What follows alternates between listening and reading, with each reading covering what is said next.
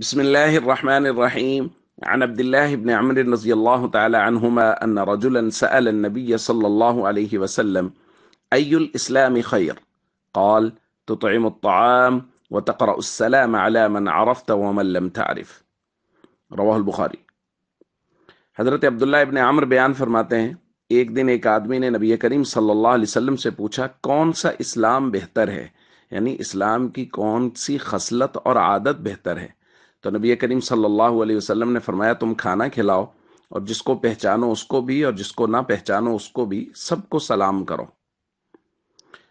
دوستو، یہ سوال ای الاسلام خیر مختلف مواقع پہ کیا گیا اور نبی کریم صلی اللہ علیہ وسلم نے مختلف مواقع پہ مختلف ارشادات فرمائے۔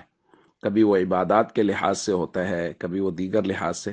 آج والی روایت میں حضور نے جو جواب ارشاد فرمایا وہ معاشرتی لحاظ سے ہے کہ معاشرتی لحاظ سے اسلام کی سب سے بہترین اور عمدہ عادت کسی بھی شخص کے اسلام کی وہ ہے کھانا کھلانا، تو طعم الطعام۔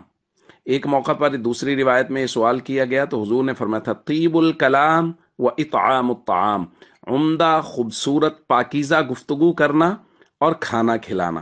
اور آج کی روایت میں ساتھ اضافہ ہے تقرأ السلام علی من عرفت ومن لم تعرف، سلام کو عام کرنا، جو شخص جاننے والے ہوں تب، نہ جاننے والے ہوں تب، سب کو سلام کرنا، کیونکہ سلام کرنے میں محبت بڑھتی ہے، سلام کرنے والے کی طرف سے عاجزی کا اظہار ہوتا ہے، اللہ کی رحمت کی دعائیں دی جاتی ہیں۔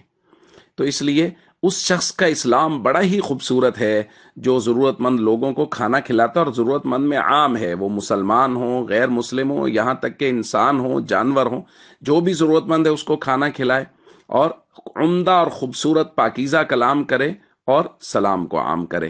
ہم سب کو چاہیے اسلام کے ان تمام تر خصائل پہ بھرپور عمل کرنے کی کوشش کریں۔ السلام علیکم ورحمۃ اللہ وبرکاتہ۔